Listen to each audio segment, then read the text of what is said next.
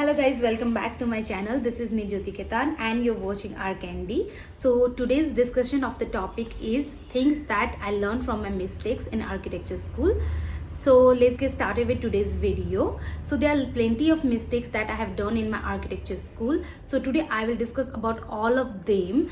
And before starting the video, let me give you a disclaimer that this video is solely responsible from my experience point of view. So might or might not be similar to someone else. So with this disclaimer, let's start the video.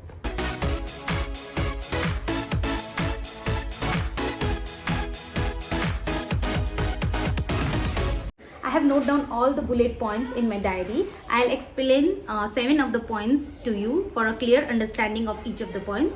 So let's get started with the point 1. So the first point is research and be completely assured of the architecture or choosing architecture. So this point clarifies about the thing that you should be very much clear about architecture. What is architecture? What are the pros and cons of architecture? What are its uses and what are its benefits? And after doing also architecture, what advantage or disadvantages you have, or what kind of field you are going to work, different architects, or anything you get, articles or anything that you get on architecture, you should be completely known about all the points and should be very much clear in your mind that you are doing architecture and why you are doing and what are your interest in architecture. So our second point is don't do the work just for the sake of completing it. So this point clarifies that whenever you get a project in architecture, like working a task from your teachers, they never think that project as just let me complete this project and get rid of this. So what you have to do is you have to think that project as a real project, your teachers as a client, and you are someone architect, already been architect, and you are designing a building for someone, might be residential, commercial, whatever it is. So in that way you will have a clear understanding, knowledge and working experience in a real project. So these can give you a clear idea of the mistakes or ideas can be generated for further projects also. So our point number 3 is don't hesitate to do mistakes or try something new or try to learn something. Don't lose hope. This means that whenever you get any kind of project, you can try something new in that project, or sometimes you might not get good marks or you might not score whatever your expectation is, but don't lose hope on those points. Might be you will learn something new from that mistakes also. So take it as an step by step thing and take it as your experience and not something that you failed, so you might not be able to do something new, or means you have to try something new all the time. You should be consistent in trying something new, learning, failing. This is a procedure, this is a process. Point number 4, so ask as many questions as possible, whether it is with your teachers, with your friends, with someone who is already an architect, with your seniors, with your juniors, because in this process you will learn something.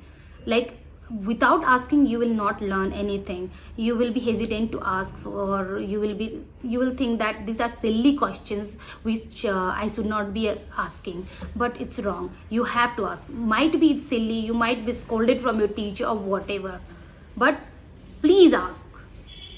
The fourth point that we have is functionality over everything.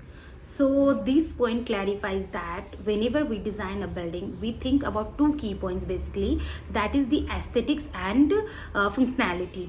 If we are designing a building and we have to keep functionality as your important part and also the aesthetics, but what happens is if you design a building which is very beautiful, but if it is not functional, if we cannot use the space in a proper way, then I think the building is a waste. So what you have to do is the functionality should be always kept in mind, and after that aesthetics comes. I'm not saying that you have to ignore aesthetics completely, but what you have to do is take it side by side. So functionality should be at the first, and after that you can consider the aesthetics also. Functionality is the most important while you design any kind of building, because space is something that we are going to design and utilize, so it should be utilized in a very proper way, that no any space goes negatively, or there should not be any kind of negative spaces. If there are some negative spaces, you have to be idea that how you are going to utilize that also. So for the people who don't know what is negative space, so negative spaces are the space in the house which cannot be used in any ways, like they are left out spaces. Like when you design a building which is a triangle, then you can imagine that the corners are not useful in that portion, so those are negative spaces. So we have the sixth point, that is beyond the design there is also something. So what does this point clarifies is, whenever you are an architect, you might think that I will design a building sitting in an AC room and I don't have to do anything, but it's not right. Actually what happens is, the whole architecture process is designing a building, execution and maintenance. So what that means is that you have to design a building, and until the time the building is designed properly or executed, your work is not finished. That means you have to design a building, you have to wait for the building to be executed properly. After that people starts to live there, and also there are maintenance. So it's a lifetime work for an architect, so it is a never ending job for an architect. So it never think that I'll just design a building and get rid of it. So it's not that. Seventh point is research and have knowledge about the new trends in the market, or about the styles, forms or the materials that are going on trend.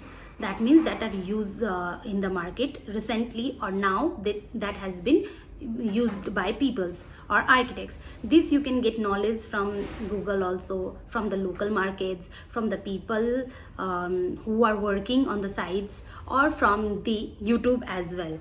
So you have to have the knowledge of those trends also, so to be on a timeline. So you should not be left behind, you should not be using something else while something else is in the trend, so you will be left out. Here ends are all the points. I hope I have clarified all the points properly. I have tried my best to clarify each and every point to you guys very properly. So if you have any questions regarding that, you can comment down below. I will try my best to answer all the questions.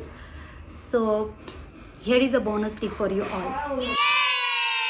To all my friends out there who are architects or who are interested in architecture, be prepared for all the struggles that life throws on you. So why I am telling you this is, architecture is not only interior or exterior, it's all the combination of both interior and exterior. So you have to be well prepared for both the criterias, because when you pass out and you go to a job, you might not get exterior work or interior work, you might get any kind of work. So you should be very well prepared for both the fields, and be well rehearsed and prepared for the struggles. Because why I'm saying this is because architecture is a kind of a field where you will be low paid in the starting of your career. So you have to be very prepared, because when I passed out I had to face all those struggles. So might be you will not be able to face those, might be you will be very lucky. If in that case, then it's very good, but you have to be very much ready for all the struggles. So all the best to you all, and thank you so much. This much for today's video. I'll see you in the next video. If you like my content, please like, share, comment and subscribe to my channel, and don't forget to press the bell icon so that you'll be notified whenever I upload a video. Thanks for watching. Bye bye.